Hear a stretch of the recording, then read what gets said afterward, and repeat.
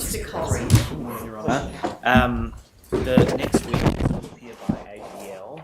That's Senior Constable, I believe, I could be wrong, Kevin Agnew. I call Kevin Agnew. Thank you. Your Honour, might I have leave to sit down while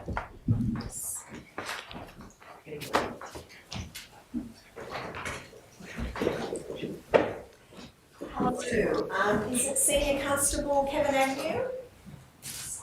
Good morning, Your Honour. Before you give any evidence today, do you promise to tell the truth? Yes, I do. Thank you very much. Mr. Coleridge. Good morning. Can I ask you to restate your full name for the record?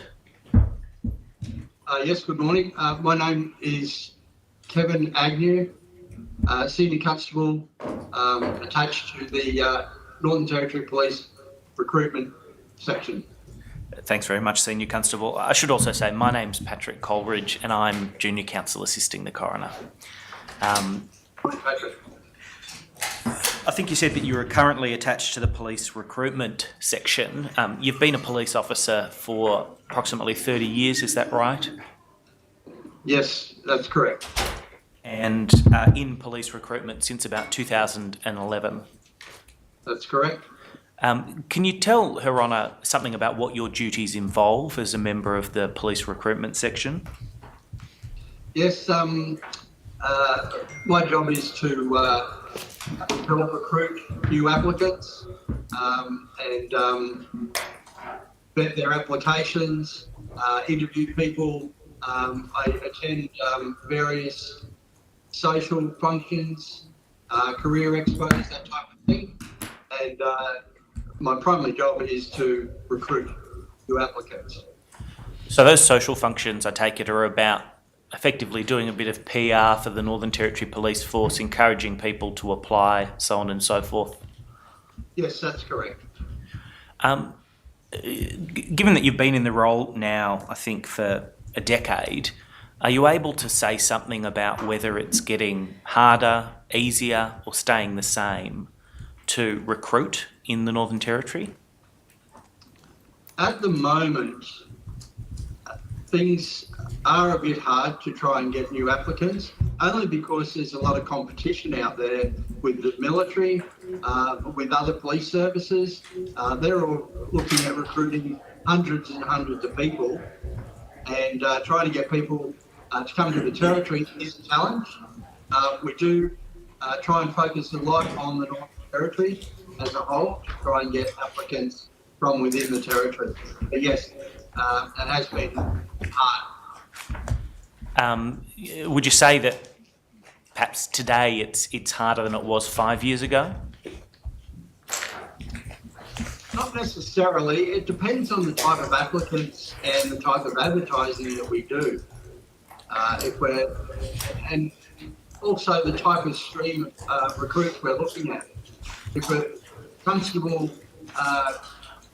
recruitment might be easier than, say, Aboriginal community police or the police liquor inspectors. So it just depends what we're targeting at the time.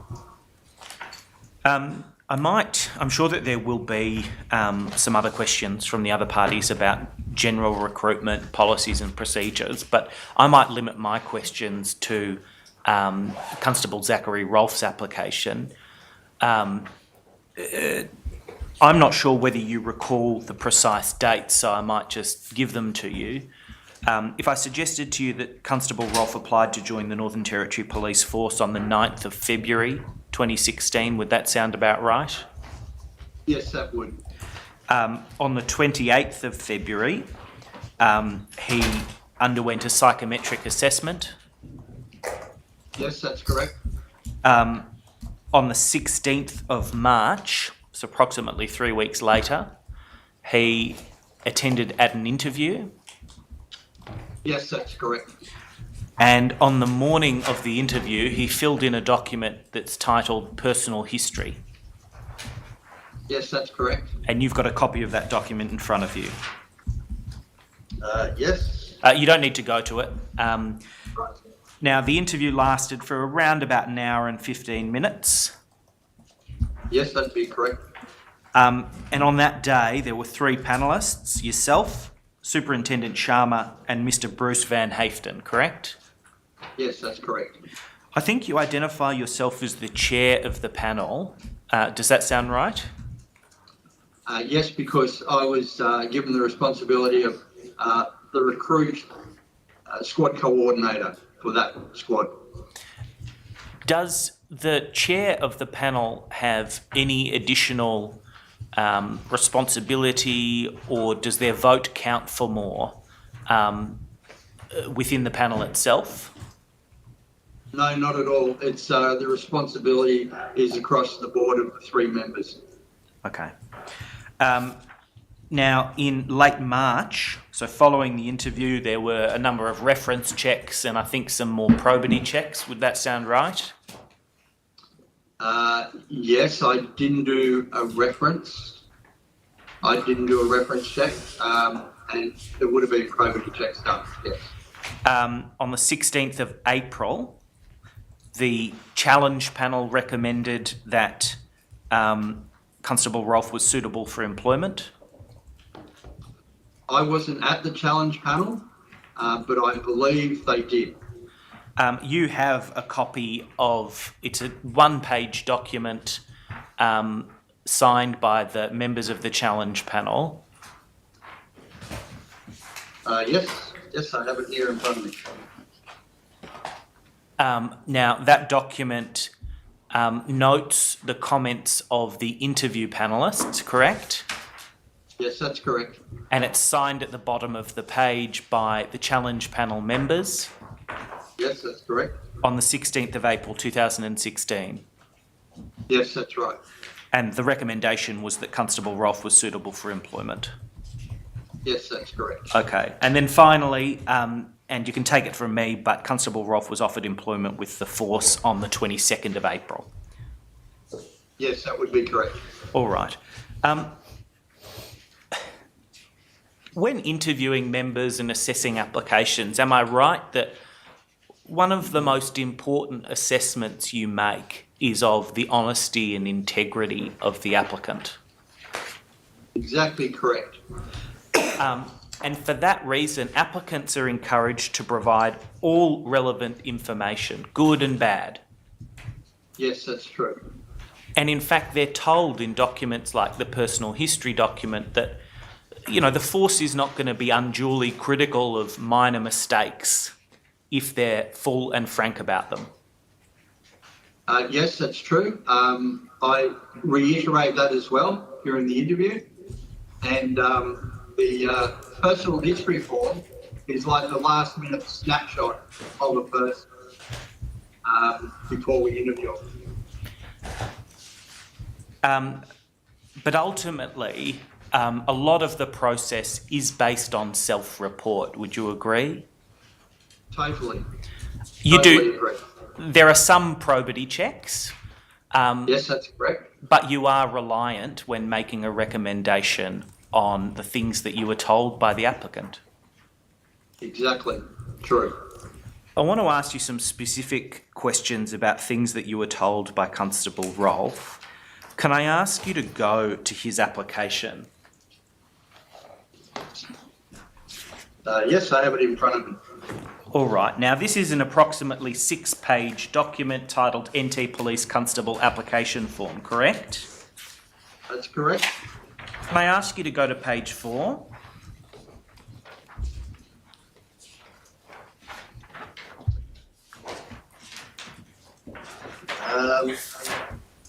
At the bottom of the page, what's the number on the page? 44. Yes, I have it in front of me. Okay. Now, there are 3 major sections on this page. One is police service history, correct? Yes, that's correct. One is police referee, Yes, and one is defence force history. true. Yes, correct. I just want to note 2 things on this page, if I might. The first is, under the heading Police Service History, question 2 asks, have you previously applied to join any other police service? You can see that. Yes, I can. And it appears that yes has been ticked, crossed out, and then no has been ticked. Would you agree? I agree, yes. Can I ask you then to have a look at the heading Defence Force History? There are a number of questions, but towards the bottom of that section, the applicant is asked, have you ever been the subject of any complaints, internal investigations, or ever had any disciplinary action imposed on you? You can see that? Yes, I can. And the answer is no. That's correct. All right. Can I ask you to go now to the personal history document?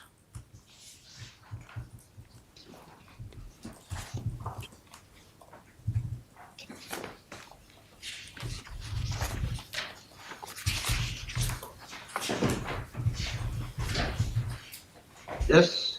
All right. Now, on the fourth page of that document,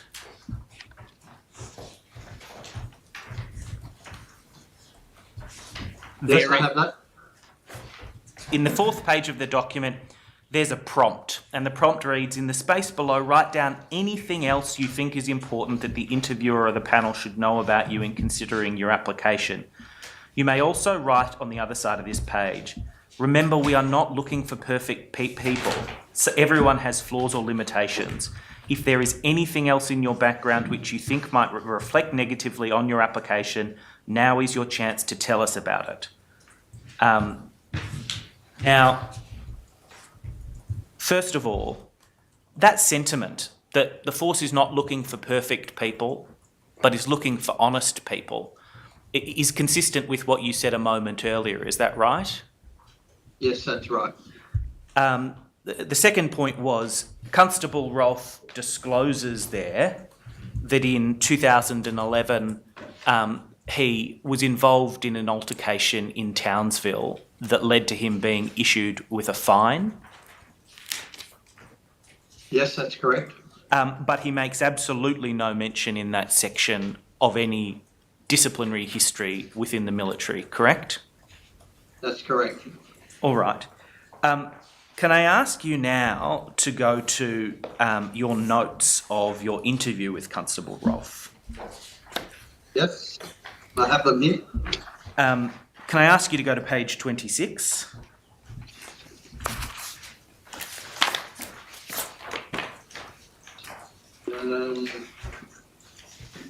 Sorry, are we talking about the interview?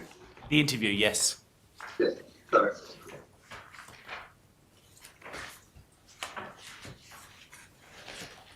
Yes, page 26.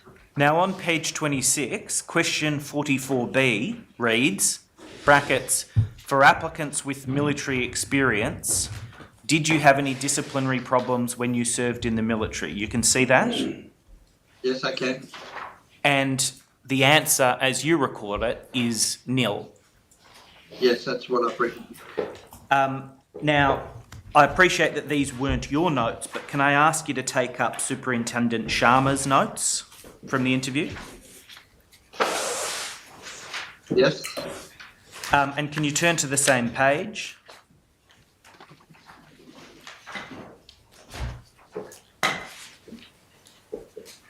Yep. 44B. That's right. And in answer to the same question, Superintendent Sharma has written in quotation marks, no. Yes, I can see that. That's correct. Do you have an independent memory of that question being asked during this interview? Look, it would have been asked at the time. It's been that long ago, I can't remember exactly, but yes, it would have been asked. It's a standard question that's asked of everyone. It would have been asked. Reading your notes now, it's tolerably plain, isn't it, that the question was asked and the answer was no? Yes, that's correct. I want to give you some information, and if I can, I'd just ask you to listen to the information and then I'll ask you whether you knew about it back in 2016. We now know that while Constable Rolfe served in the ADF, he was alleged to have committed a military offence of theft. We now know that he went through a military trial. We know that he pleaded guilty to a charge of theft. He was given a notice to show cause by the ADF as to why he shouldn't be terminated. He responded to the notice to show cause and instead of being terminated was put on 24 months probation. And when he later applied to join the SAS, the fact that he was on probation was the reason given by his superior officer for not approving his application. So that's information that we have. The first question I wanted to ask you was, did you know any of that back in 2016? No, I did not. Given that context, you would agree, wouldn't you, that Constable Rolfe's failure to disclose his military disciplinary history was a significant omission? Hugely, yes. He was asked a direct question in his written application, and he said no. Yes, that's right. He again failed to disclose it in the personal history document. That's right. And he was asked a direct question at interview, and he said no. Yes, that's right. You described the omission as hugely significant. Do I take it from that answer that had you discovered this omission before recommending Constable Rolfe, you would not have recommended him as suitable for recruitment? No, I would never have recommended him, and he would have gone to our police integrity committee for further assessment. Given each of the stages at which Constable Rolfe was given an opportunity to disclose this part of his history, the force would have interpreted the omission as being deliberate, wouldn't it? Exactly, for sure. And I take it that rarely, if ever, would the force recruit someone who deliberately failed to provide information of this significance in an application. Yes, it's a person's personal integrity. If there's issues before they join the job, what's it going to be like when they're in the job? Trust is critical. Absolutely. Now, the reason the omission was not discovered, one of them, is that the police force in 2016 didn't receive or only occasionally received the ADF personnel files. Is that right? Yes, that's correct. Now, at paragraph 14 of your statement, you say, I did not carry out any defence service history, due in effect to your past experience, which was that it was difficult to obtain information, it was provided kind of ad hoc, sometimes it was provided by applicants but wasn't certified. Can you recall what the policies were in 2016 regarding obtaining the ADF history?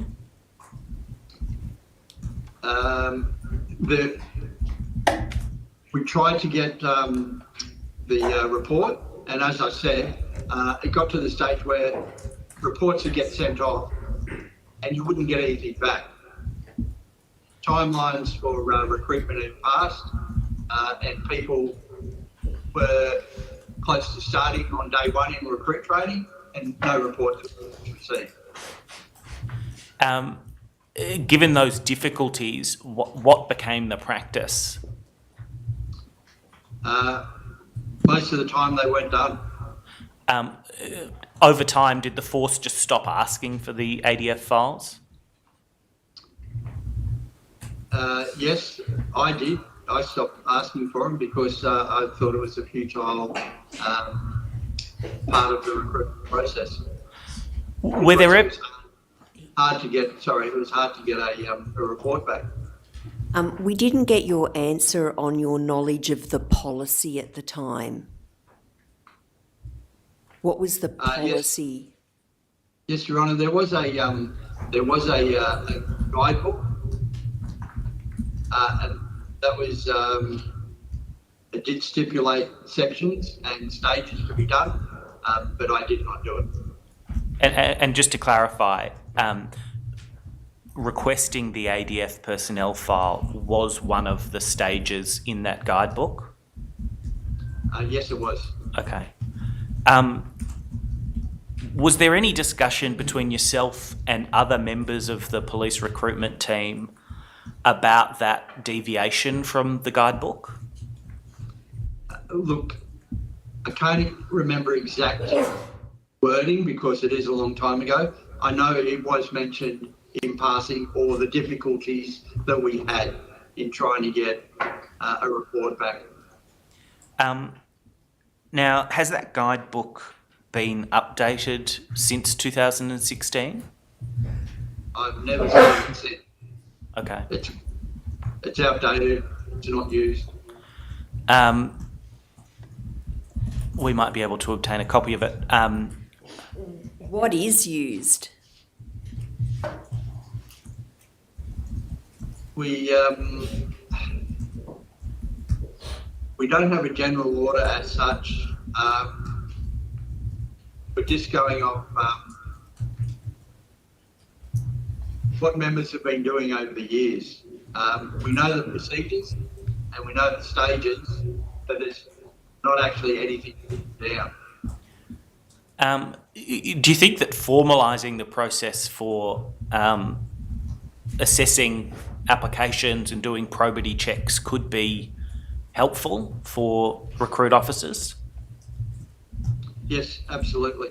It would be good. For example, if there's a really important reason why certain documents are to be requested, the general order might make it clear that, you know, however difficult it is to obtain the documents, you try to get the documents. Yes, exactly. And what we do now is, in view of what's happened, no applicant will proceed to a challenge panel unless all those checks have been done. Now, it sounds like then there's been some change in the procedure since 2016. Yes, yes. When did that change in the procedure occur? It'd be at least 3 years ago. And Possibly more.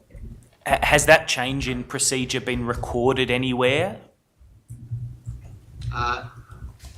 It probably has with the OIC of recruitment. It's not my duty to do that, but it probably is somewhere. Can I just clarify? I know. Sorry. No, you go. There's a general order being formulated, and I guess it'll be documented in that as well. And just to clarify, Senior Sergeant Serge Boomer is the current OIC of the recruitment section? Yes, that's correct. Okay.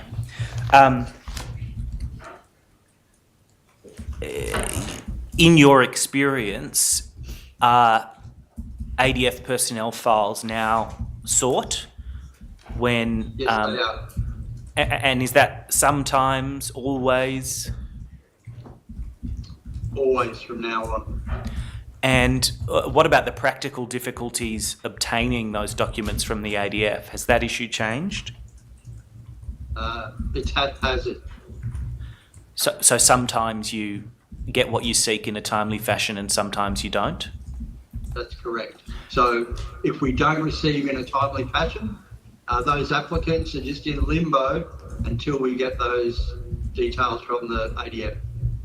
Are you aware of whether there has been any attempt to negotiate, a memorandum of understanding between the force and the ADF? I know the OIC, Serge Bowman, when he took over, made phone calls to the people that do the checks and all that, and we have personal contact details, and we can mail them and get through all the paperwork and ring them if it's an urgent matter. I want to ask you some questions now about one of the other potential failures to disclose in Constable Rolfe's application, and this concerns the conduct that occurred in Queensland in around about 2011. You'll recall that we had a look at that box that had been checked no on the police application form. Yes. Now, in the personal history document, I think you agreed that Constable Rolfe had in fact disclosed that he had had some involvement with the police in Queensland. Yes. So the first disclosure was on the 16th of March, on the morning of the interview. Yes, that's correct. Now, that prompted some follow-up questions at the interview, didn't it? Yes, it would have. For example, if you turn to question 25,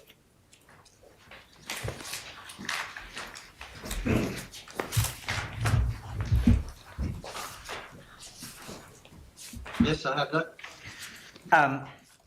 You can see that there was a question about a physical fight or whether Constable Rolfe had ever been in a physical fight. And Constable Rolfe told you something about a physical fight in Townsville when he was in the ADF as a soldier. And he told you, in effect, something beat up, unconscious. I stepped in, got booked, fine. No issues. So I think it says Townsville ADF soldier getting beat up, unconscious. Oh, I apologise. Soldier getting beat up, unconscious. I stepped in, got booked, fine. No issues at work. Yes, that's what I've written.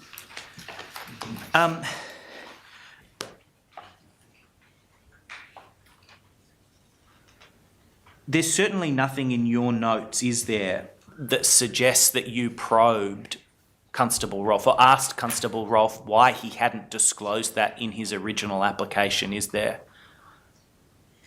No.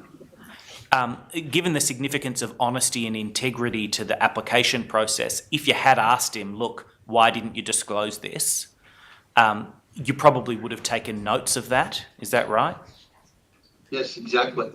So the absence of any note to that effect suggests that those questions weren't asked, correct? Correct.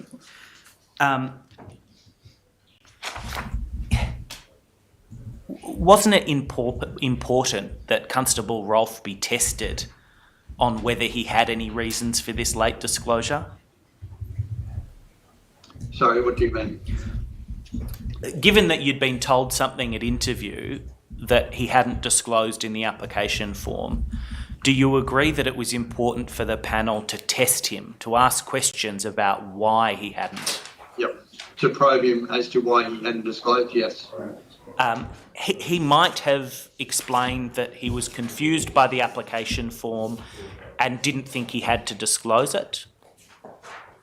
I don't know whether that's correct. I'm not saying that it's just correct. I'm just saying that he might have given a range of different answers, but you didn't. He could have, yes. And yes, you just didn't know what he would say until you asked, did you? Exactly. Okay. Something else that you might have done was contact the Queensland Police Service and see if they had any records of his involvement with the police. True. And it was entirely possible that those records might have been inconsistent with the account that he was given. Yes, exactly. Do you think that, in hindsight, that was something that you probably should have done, given that he disclosed some involvement with the police? Well, the fact is that he's saying that he only got a fine, so it's been played down. Reflecting back now, it was the truth given to us. It was played down. You used the expression "played down." Are you saying that you accept that it was possible that what Constable Rolfe told you might not have been the truth? Yeah. And until you sought those documents from the Queensland Police Service, you couldn't have verified whether it was the truth? That's exactly right. He's saying he just got on the spot fine for a fight.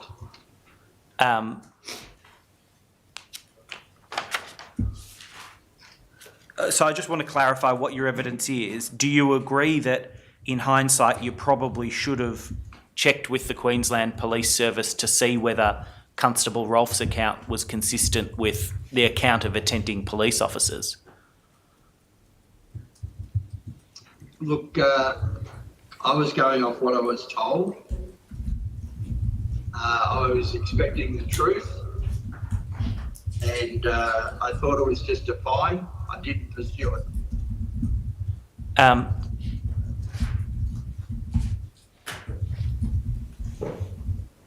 What would you do now if someone disclosed something like that at interview or in their personal history?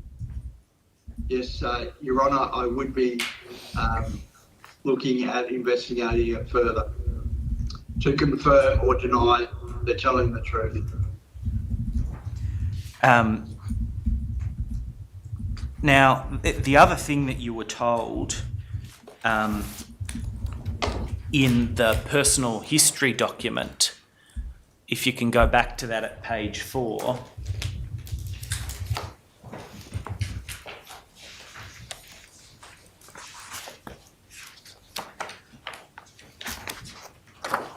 was that Constable Rolfe had applications pending with a number of other police forces, Yes, that's correct. including Western Australia, Victoria and Queensland. Yes, that's correct. And that was as at the 16th of March. Yes, that's right. Are you aware now that, in fact, by the 16th of March, Constable Rolfe's application to the Queensland Police Service had been rejected? I haven't been told officially. I've just received information that, yes, that's what's occurred. Well, take it from me that that's what occurred, and that the reason given by the Queensland Police Service was that Constable Rolfe had committed an integrity breach by failing to disclose that same public order offence and was Right. disqualified from applying to the Queensland Police Force for 10 years. Now, Yes, I'm not suggesting that you knew any of that back in 2016, but if you had known, would that information have been relevant to the decision you made about recommending Constable Rolfe? yes, indeed it would. In hindsight, do you think it's important that when an applicant discloses that they have applications pending with other police forces, that there be some level of communication between the Territory Police Force and those other police forces?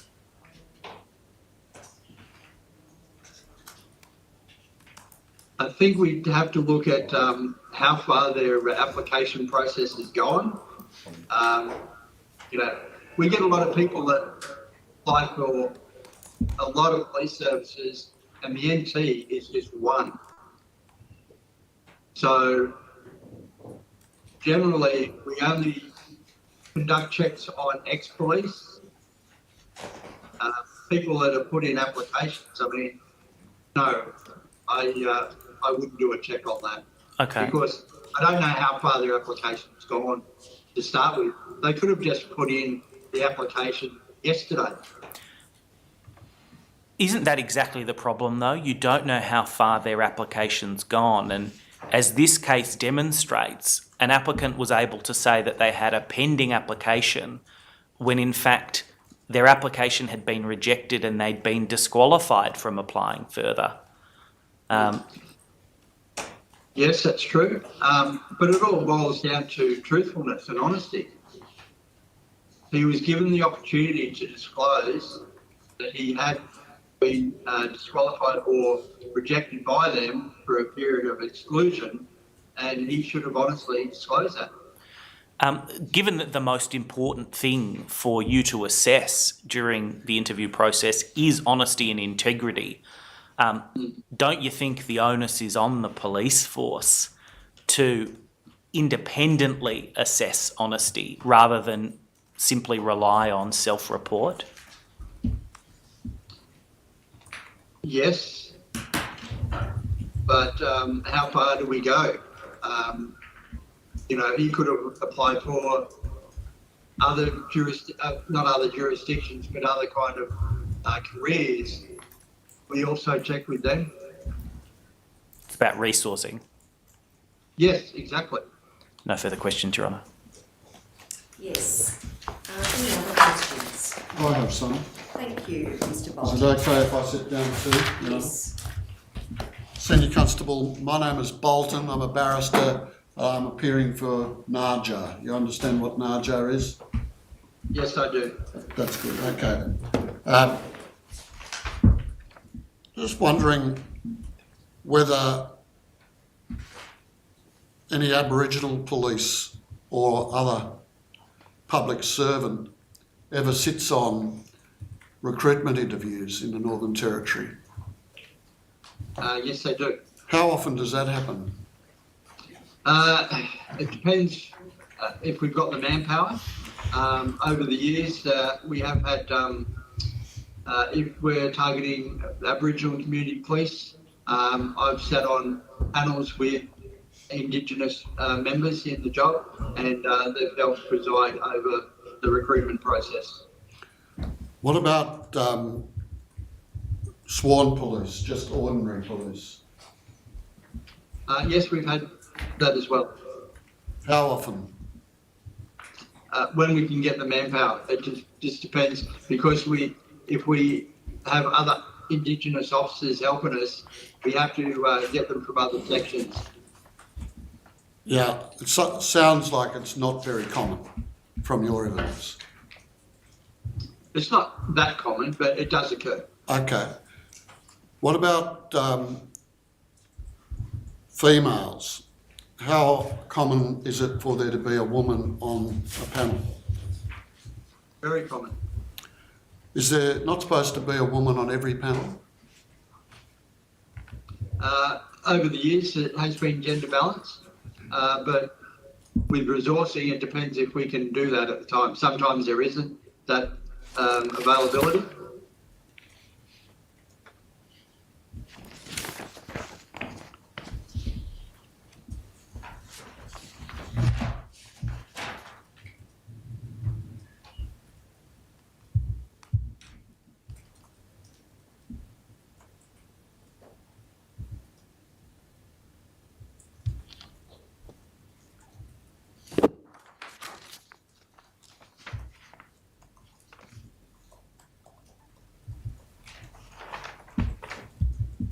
Do you think that the structured interview process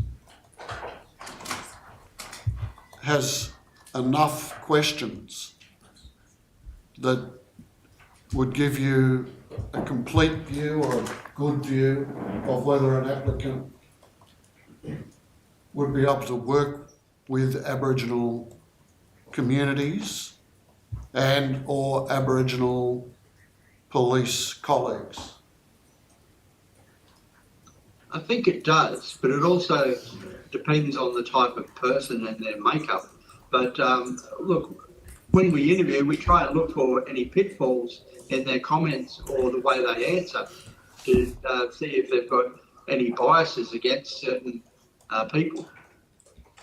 Yeah, we noticed in the particular interview that was conducted with Mr. Rolfe that when it came time to pick a couple of scenarios to test his ethics and his life choices, there were scenarios that involved dealings with Aboriginal people, including Aboriginal people in remote communities, but he was not asked those. Do you think that it would be a good step to ask every applicant a hypothetical that deals with their ability to work with Aboriginal people?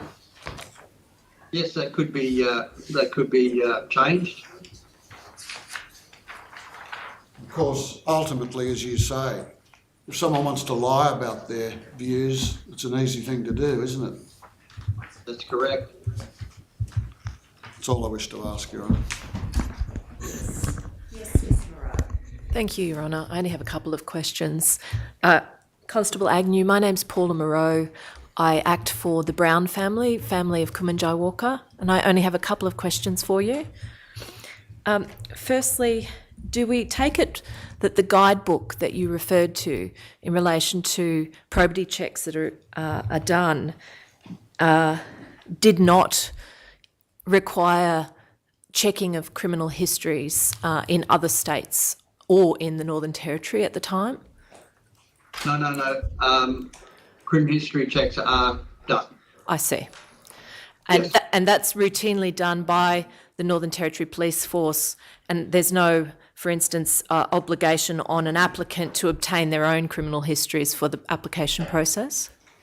No, we do all checks on everyone. Thank you. And do we also take it from your answers a moment ago under questions from Mr. Coleridge that there is still no formal guideline or policy in relation to the extent of the probity checks that you undertake? I understand that it's a work in progress. I see. So the answer is no, not currently, but there should be in the future. It's being formulated. And are you a party to those motions?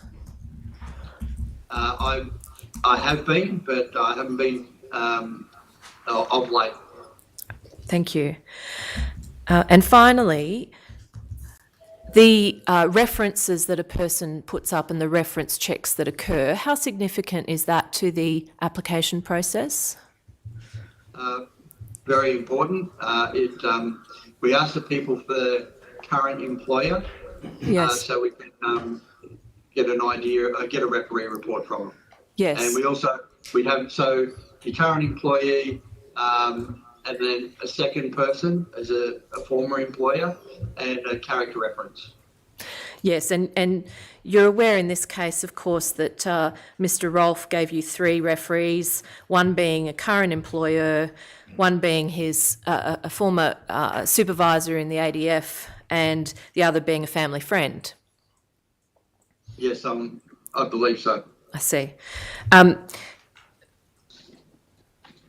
Would you anticipate that a current employer would be someone who can provide important information of an independent kind as to the applicant's work capacity in their current employment? Yes, I would. And in fact, it's quite a lengthy conversation that occurs with the referee, particularly the current employer, correct? Yes, that's correct.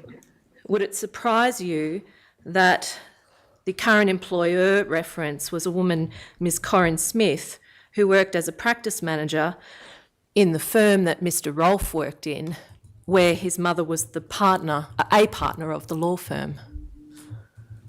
I've since been told this, and if I was doing the report, I would say it would be a conflict of interest, and I'd seek other referees. If you had known that at the time. Yes, I didn't do the referee report. Thank you. Is there any, as a result of this information coming to your knowledge, is there now any part of the process that ensures that a current employer reference is an independent one? Yeah, that's always been practice. I see. Was it just omitted in this circumstance, do you think? It could have been. I wasn't present for it. I couldn't comment on it. Thank you. Thank you, Your Honour. Any other questions? Yes. Senior Constable, my name's Luke, Officer I act for Constable Rolfe. Can you hear me? Yes, I can. Earlier in your evidence to Councillor Sisting, you indicated that you didn't do referee checks and that there would have been probity checks. Did you conduct the probity checks yourself? No, that's done by our intelligence section. Right, and it's true, isn't it, that when a potential applicant puts their application in, they need to sign a consent and authority to undertake such probity checks, don't they? That's correct. And that you'll find is at page 49 of the application bundle. Have you got that before you? I'll just have a look if you stand by.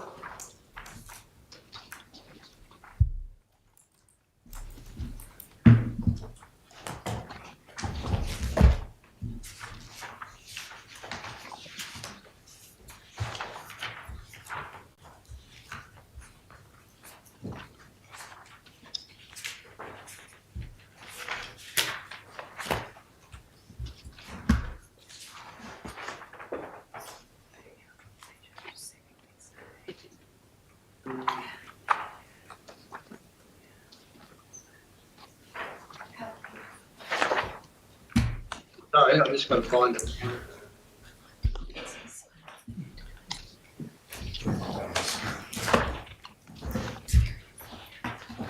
Senior Constable, we'll put a copy of it on the screen if that assists. Yes, I would. Thank you.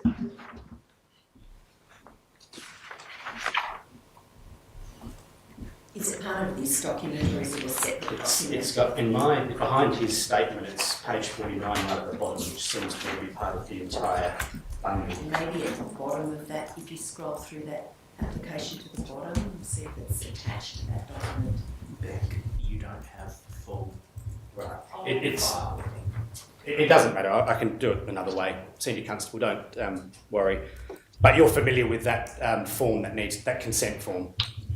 Yes, I am. Yep. And it says, to determine my merit for appointment, I hereby consent and authorise the Northern Territory Police Force to undertake background inquiries with police services and other agencies, both state and federal, in connection with the determination of my merit for appointment, including my integrity and good conduct, and further consent and authorise such police services and other agencies as required to uplift all information that may directly or indirectly relate to me, and release and deliver such information to the Northern Territory Police Force. That's but one paragraph in a number of consent paragraphs. You are familiar with that paragraph? Yes, I am.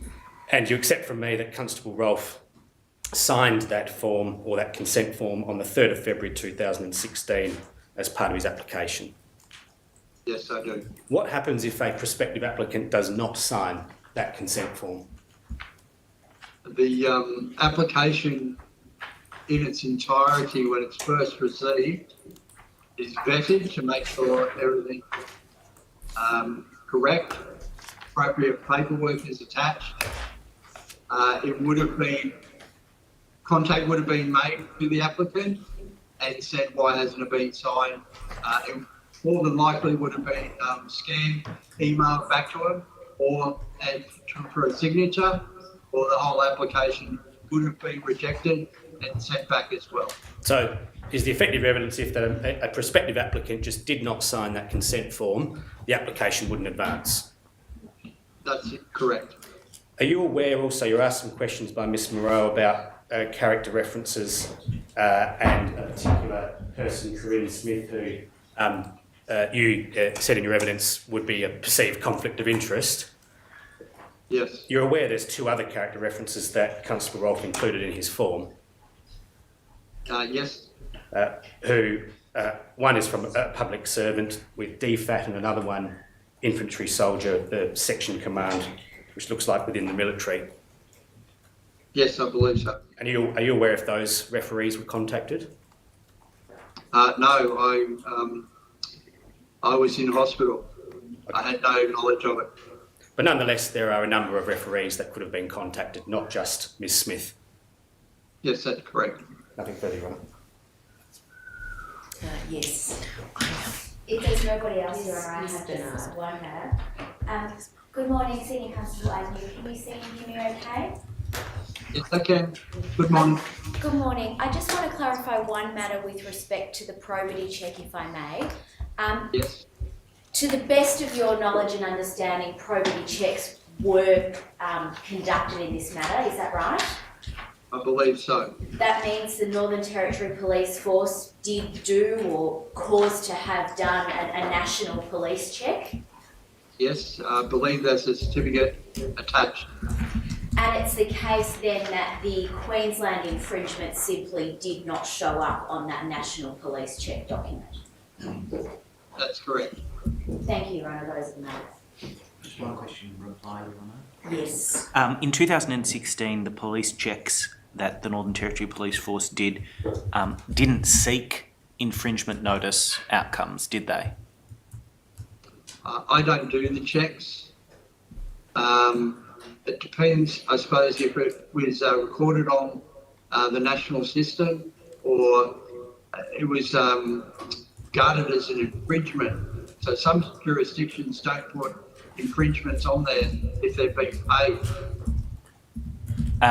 Are you aware that under the Northern Territory Police Force's current policies, infringement penalty outcomes are now sought? I'm not. You're not sure aware? I could. No, that's fine. Thank you. Yes, thank you very much for making yourself available to explain the process, and we appreciate the evidence and time that you've given. Thank you. We'll break the link. Thank you, Your Honour.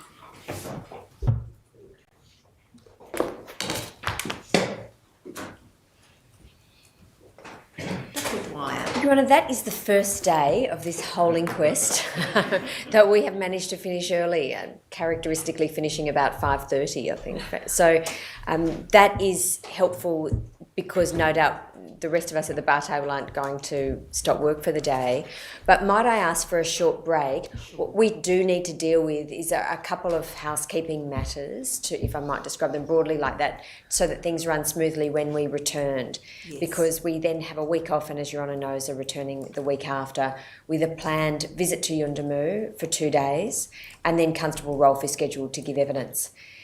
So we're not, just to be very clear for the link, we're not sitting at all next week. That's the case, Your Honour. We are recommencing on the 14th of November. At this stage, the plan is for Yuendamu. Yes. The 15th of November is also planned for Yuendamu, and we'll be recommencing with the live streaming on the 16th of November at 9:30am. Yes, Your Honour. And then two things that we could very usefully do today. I think my learned friend Mr McMahon, Senior Counsel, will put on the record some of the plans for Yuendamu. And then secondly, there is the issue of the interim non-publication order that was granted earlier in the week to be revisited. Your Honour has to give that full consideration. It would be timely, in my respectful submission, to do it now, Yes. or at least after a short break. All right, well, we take the morning tea adjournment. We'll be back in about, 20 minutes or Thank you. so. We'll continue live streaming the proceedings today, but at the close of business today, the live streaming will recommence at 9:30 on the 16th of November. May it please the Court. All stand. Coronial Court stands temporarily adjourned.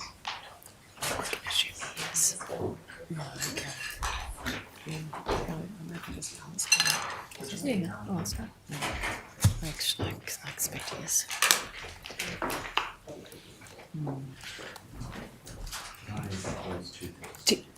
Do you know what you're doing? What do you? Are you applying for it?